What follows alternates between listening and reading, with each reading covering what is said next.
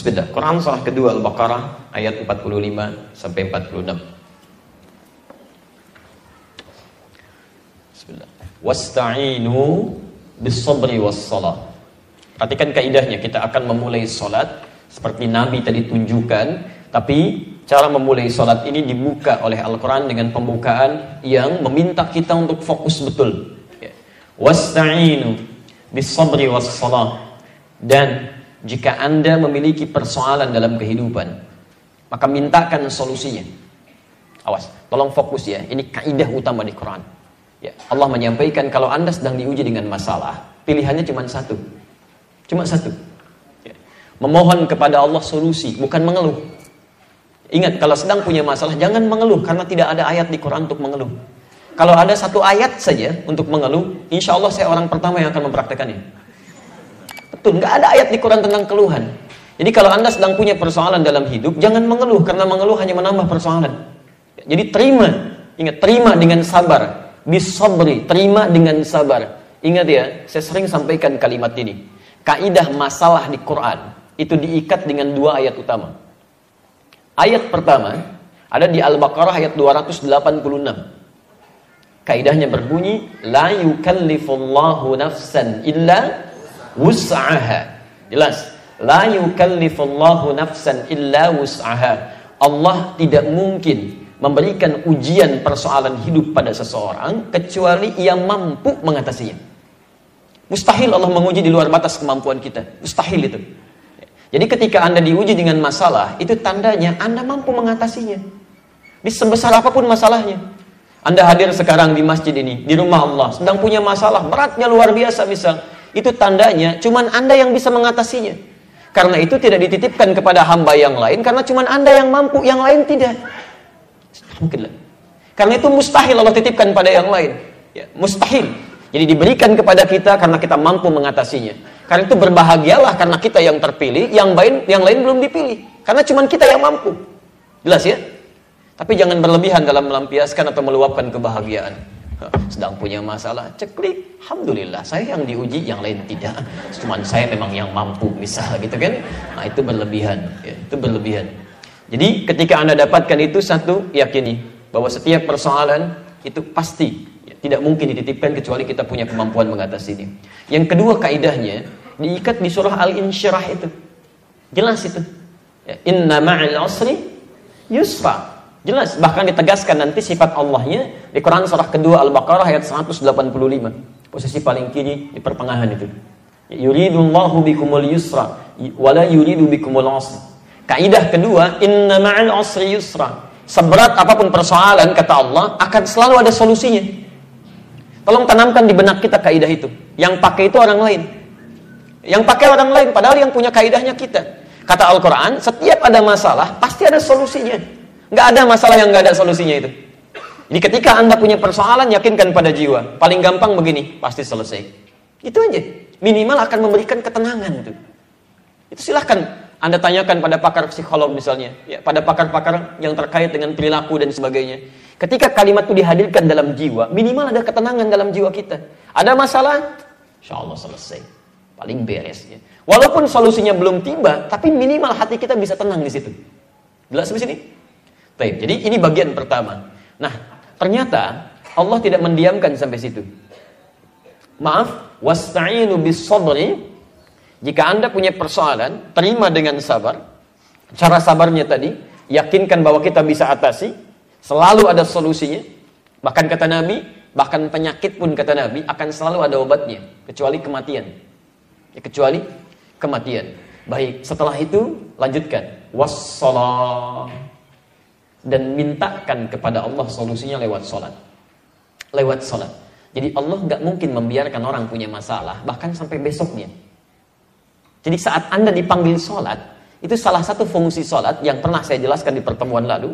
Salah satu fungsinya kalau benar kita menunaikannya, itu kita mohonkan kepada Allah solusi dari persoalan yang kita bawa dalam salat.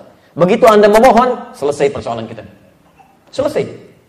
Makanya semua nabi-nabi sejak zaman dulu, orang-orang saleh, itu kalau punya masalah dia kemudian salat, selesai masalahnya. Silakan Anda cek ya. Nabi Zakaria punya masalah, masalahnya pelik luar biasa. Kata orang nggak mungkin punya keturunan. Divonisnya mustahil. Beliau sholat, dikabulkan oleh Allah. Punya keturunan. Quran surah ketiga ayat 38 sampai 39. Nabi Musa sholat. Ya, bahkan Nabi Ismail, kakek Nabi itu yang ke-29, memerintahkan keluarganya untuk sholat. Ayo sholat kalian. Wa'mur ahlahu bis sholat. Ya, beliau perintahkan keluarganya untuk sholat di surah Maryam itu. Ya, Nabi Zakaria sholat, Nabi Ismail sholat, Nabi Ibrahim sholat, Nabi Nuh sholat, semua sholat. Dan uniknya setiap punya masalah, kemudian sholat, selesai persoalannya. Makanya nanti di Abu Daud nomor hadis 649, hadis Qudsi itu, Allah sudah berjanji pada kita. Idza qala al-'abdu iyyaka na'budu wa iyyaka nasta'in. Setiap hambaku berkata dalam sholatnya, iyyaka na'budu. Ya Allah, sekarang kami menyembahmu dalam sholat. Wa iyyaka nasta'in. Dan sekarang kami punya masalah, ya Allah. Kami hanya mohon solusinya darimu saja. Qala Allah Azza wa Jalla. Langsung dijawab kalimat oleh Allah seketika. Hadza baini wa baina 'abdi. Ini perjanjian antara aku dengan hambaku. Perjanjian. Wali 'abdi ma sa'al. Dan bila hambaku benar salatnya, apapun yang dia minta sekarang, aku akan kabulkan. Apapun yang dia minta sekarang, aku akan kabulkan. Itu kaidahnya. Tapi apakah setiap salat yang ditunaikan bisa menghadirkan suasana itu? Belum tentu. Karena Quran pun meneruskan kemudian ayatnya. Perhatikan kalimatnya. Wa innaha lakabiratun. Dan sungguh salat yang diperintahkan itu tidak mudah dikerjakan. Cukup berat. Cukup berat. Yang paling menarik begini. Coba perhatikan di situ. Jika Anda punya masalah, kata Allah, ya, terima dengan apa tadi? Sabar. Baik, ini. Kemudian minta lewat salat. Perhatikan, ada dua hal yang disandingkan di sini. Sabar plus salat. Perhatikan, fokus sebentar. Saya mau tanya, sabar itu ringan atau berat? Berat, Masya Allah. Dari mana taunya? Oke, di Quran surah kedua Al-Baqarah ayat 156, posisi paling kiri sebelah atas. Ya. Itu rinciannya. Perhatikan rinciannya. Kalau Anda baca dari ayat 155-nya, wala nabluwannakum bisyai, setiap orang hidup pasti kami uji dengan berbagai persoalan kehidupan. Minal khauf, ada yang khawatir, wal ju', ada yang lapar, wa naqsi minal amwal, ada yang hartanya mulai berkurang, wal anfus, ada yang sakit sampai meninggal, maaf, wat thamarat, ada yang diuji hasil kerja kerasnya diambil, dirampas oleh orang lain. Wa basyiris sabirin, dan berikan kabar gembira bagi orang sabar.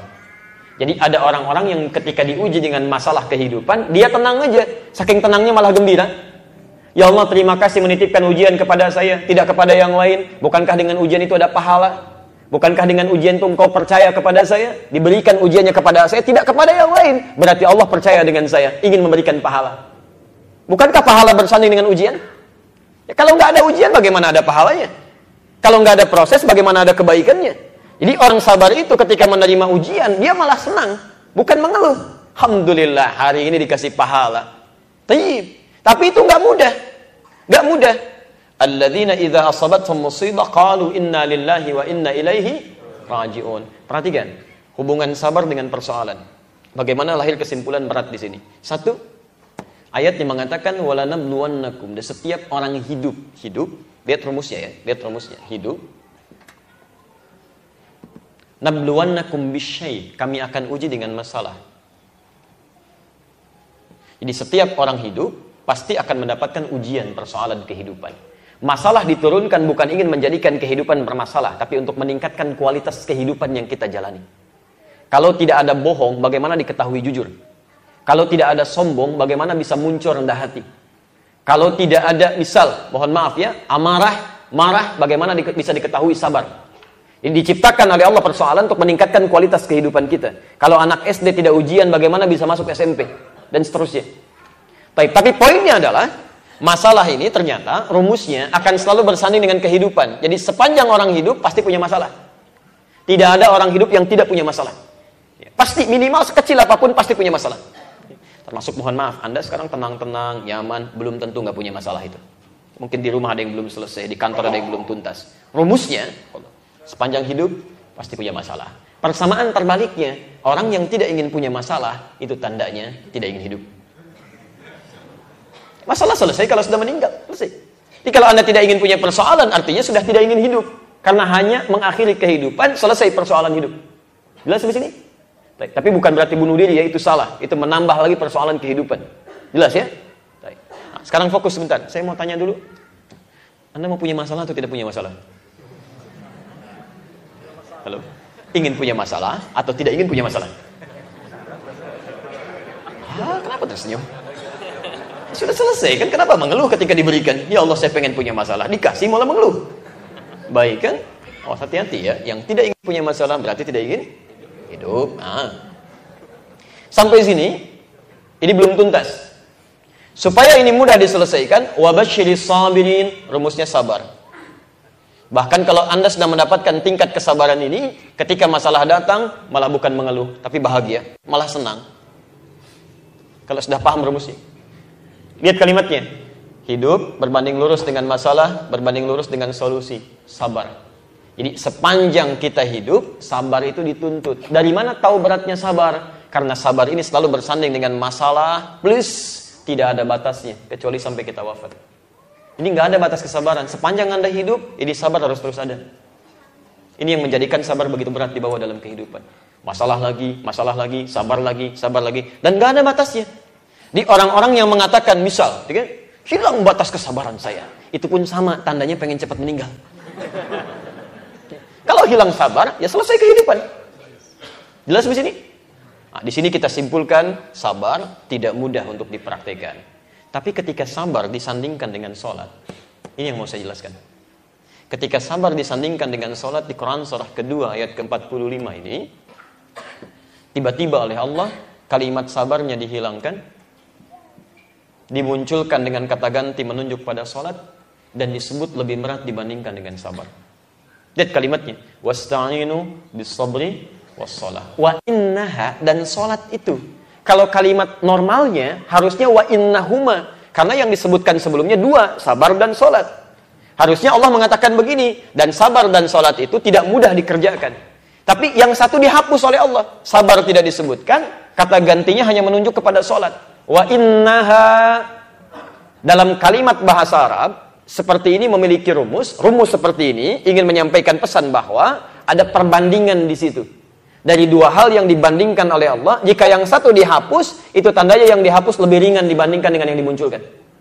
Seakan-akan Allah ingin katakan begini, setiap punya masalah, bersabar ya, minta lewat sholat. Keduanya memang berat, cuman sholat lebih berat dibandingkan dengan sabar. Lebih berat dibandingkan dengan sabar. Apa yang menyebabkan sholat lebih berat dibandingkan dengan sabar? Jawabannya ada di Abu Daud nomor hadis 666.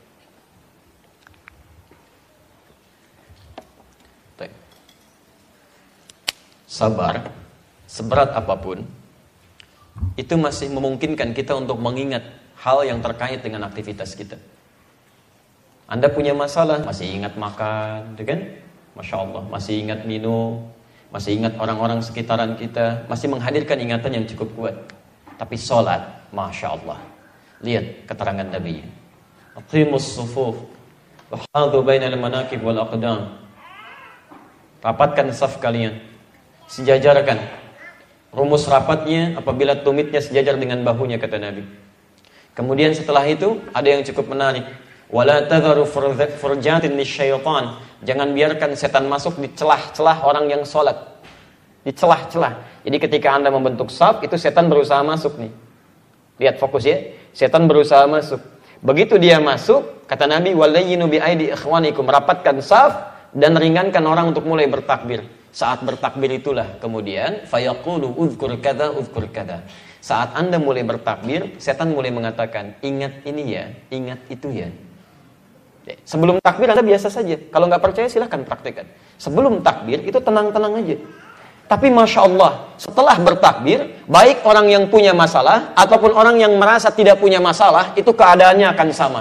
Kalau sabar, cuma dihinggapi pada orang yang punya masalah. Tapi kalau sholat akan menimpa pada orang yang merasa punya masalah plus pada orang yang merasa tidak punya masalah. Semuanya rata. Begitu dia takbir, kata setan, uzkur kada, ingat ini ya, ingat itu ya. Makanya ketika Anda mulai mengatakan Allahu Akbar, itu akan muncul di benak kita hal-hal yang bahkan tidak ingin Anda ingat. Tak percaya silahkan. Lisannya Allahu Akbar, tapi di kepalanya, handphone ada di mana? Apa yang belum dijawab, jemuran belum diangkat, hari ini kajian jadi apa enggak gitu. Macam-macam muncul. Bahkan puncaknya, hatta la yash'ural musalli kam rak'atan yusalli. Ada orang yang sampai tidak sadar berapa rakaat sedang menunaikan sholatnya. Ada. Padahal kalau ditanya, sedang punya masalah enggak? Enggak. Masya Allah. Hidupnya tenang-tenang saja, masalahnya ringan. Tapi ketika sholat jadi bermasalah gitu. Itu yang menjadikan sholat bisa lebih berat dibandingkan dengan sabar. Jelas sampai sini? Tapi karena ada setan khusus memang yang menghadirkan persoalan ketika sholat. Namanya khanzab. Nanti kita akan bahas. Khanzab. Ya. Tapi Anda harus belajar bagaimana cara menghindarinya. Karena dia akan mulai datang kerjasama dengan setan lain. Menggoda mulai wudhu. Temannya Walhan namanya. Ya. Nanti saya akan urutkan tentang nama-nama setan ya. Supaya diketahui dan diwaspadai. Dan mohon maaf kalau namanya ada yang mirip-mirip, cepat rubah itu. Ya, cepat langsung rubah, itu bisa bermasalah. Baik. Ada setan wudhu, Pak, ada namanya Walhan, sering memberikan was-was. Ya, silakan, pasti terjadi itu. Tidak sedikit orang habis wudhu suka was-was. Saya batal enggak? Kan ada apa enggak? Masih punya wudhu atau enggak? Itu Walhan tuh. Jadi sholat itu jangankan saat dimulai, sebelum sholat setannya udah datang. Sabar tidak, baru ada musibah, baru dia datang. Jelas di sini? Jadi ketika dibandingkan, kenapa Allah ingin menghadirkan perbandingan ini untuk menegaskan bahwa ini nggak main-main itu. Sholat itu bukan ibadah ringan. Tapi poin ya, tolong catat rumus ini ya. Bila ada dua perbandingan ibadah dalam kaidah fikih, bila ada dua perbandingan ibadah, yang satu lebih berat dibanding yang lainnya, itu menandakan ibadah itu lebih istimewa dari yang lainnya. Plus memiliki keutamaan yang tidak dimiliki oleh selainnya. Jadi ketika Anda mendapatkan kalimat-kalimat misalnya motivasi yang kuat, ini berat, tandanya pahalanya banyak, Pak. Kita siapkan. Siap, itu informasi berharga sekali itu. Ya.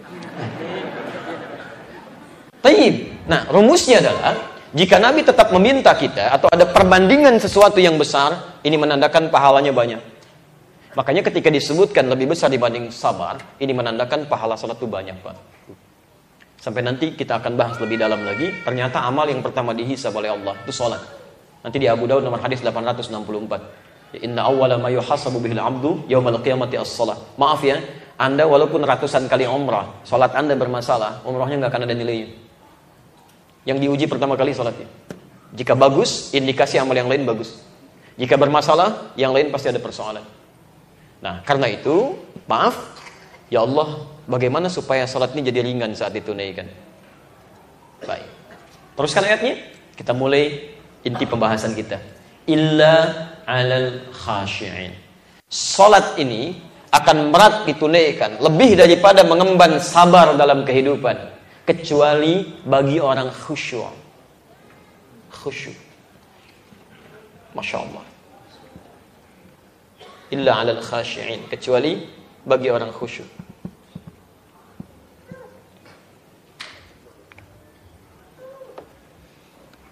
Jadi yang merasa berat dalam menunaikan sholat itu, mohon maaf, ya, kebalikannya berarti orang yang tidak khusyuk dalam sholatnya.